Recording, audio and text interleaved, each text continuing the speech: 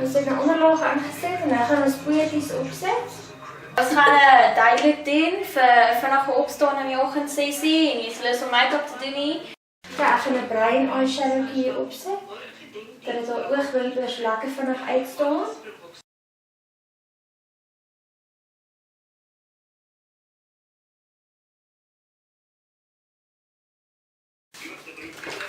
Kan dan gaan ons die wange so 'n ligte pink maak. Altyd op die wangbeen, appeltjies. As hulle nie weet hoe nie, dan pelt hulle gewoonlik, dan sien jy die wangbeen mooi, net lekker op hom. Laat die wangbeen sterker lyk. Ons gaan met 'n ligte kleur begin in die vou van haar oog. Hoe ligter jy begin, hoe groter lyk haar oë, dan lyk sy nie so moeg nie.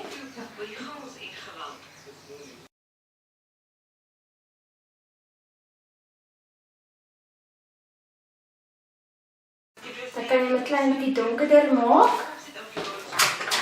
Ons gebruik die Essence Nude.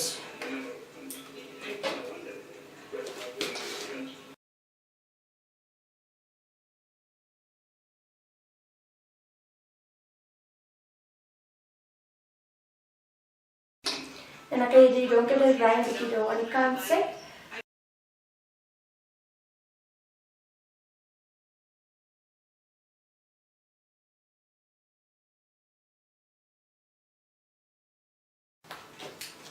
En jy gaan altyd weer oor waar jy was in die begin.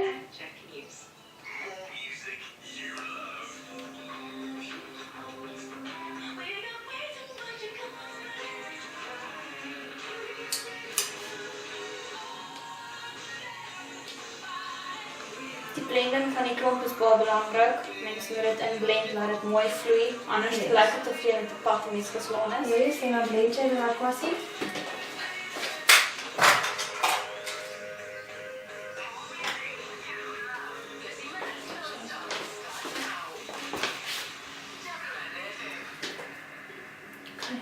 Kijk, ik had mijn oog.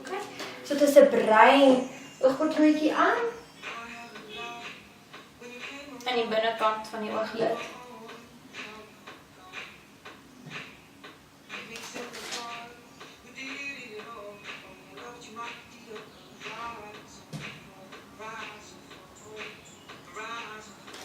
Kijk, en dan zit dus een mascara op. Soos julle kan sien, ons kliënt het permanent eyeliner aan, so dis nie noodwendig nodig om oor te gaan met swart nie, want dit lyk klaar mooi.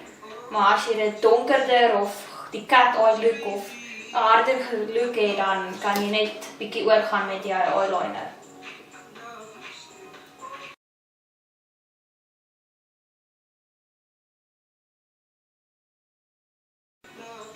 Het is belangrijk ook om onder de mascara op te zetten.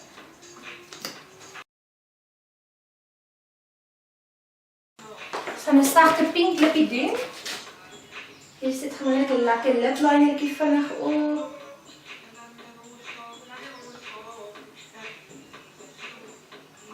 Die hele idee van die ligte lip is, dis 'n daglook, jy wil nie te helder lyk nie.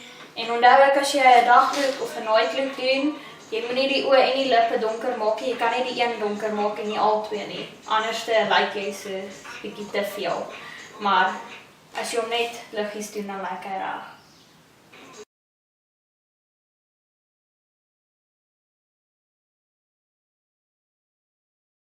Alright, en dan spuit jy 3 keer. Kan jy sommer die hande in se moisture spray vat.